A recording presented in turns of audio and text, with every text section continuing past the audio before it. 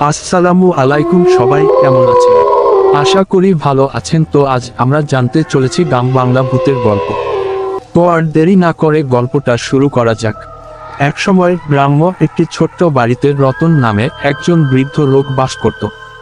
রতন ছিল নিঃসঙ্গ এবং তার পরিবার বহু আগেই তাকে ছেড়ে চলে গিয়েছিল।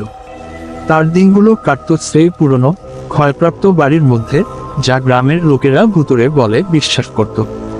বাড়িটি ছিল নির্জন মাঠের পাশে, আর রাত হলেই ভীষণ অস্বাভাবিক আওয়াজ শোনা যেত। এই জন্য গ্রামের কেউ রাতের বেলা ওদিকে যেত না।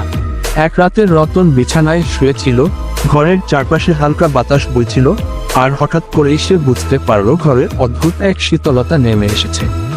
তার চারপাশ অন্ধকারে ঢাকা ছিল, কিন্তু মেঘের ফাঁক দিয়ে চাঁদের আলো ঘরের জানালা দিয়ে ঠিকরে আসছিল।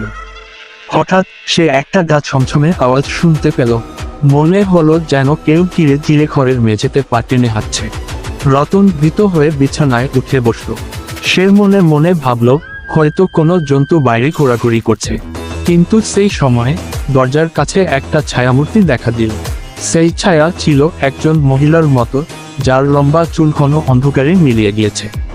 তার ঠোঁট থেকে কোনো আওয়াজ বের হচ্ছিল না, কিন্তু তার চোখ ছিল ভয়ঙ্কর, যেন সে রতনের আত্মাকে গ্রাস করতে চাইছে। রতন ভয় পেয়ে উঠে দাঁড়াতে চেষ্টা করলো, কিন্তু তার শরীর অবশ হয়ে গিয়েছিল। মহিলাটি ধীরে ধীরে তার দিকে এগিয়ে আসতে লাগলো। রতন কাঁপতে কাঁপতে জিজ্ঞাসা করলো, তুমি কে? তুমি কি চাইছো? কিন্তু মহিলার কোনো সাড়া ছিল না।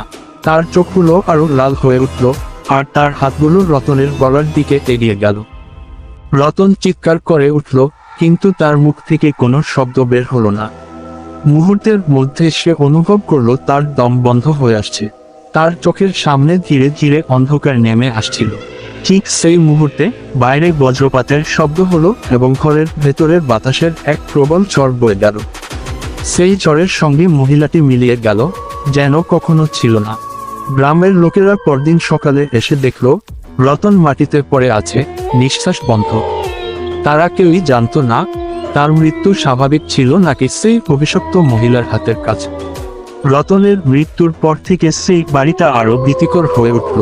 গ্রামের লোকেরা বলাবলি করত, সেই মহিলার আত্মা এখনো সেই বাড়িতে ঘোরাফেরা করে, নতুন শিকারের অপেক্ষায়।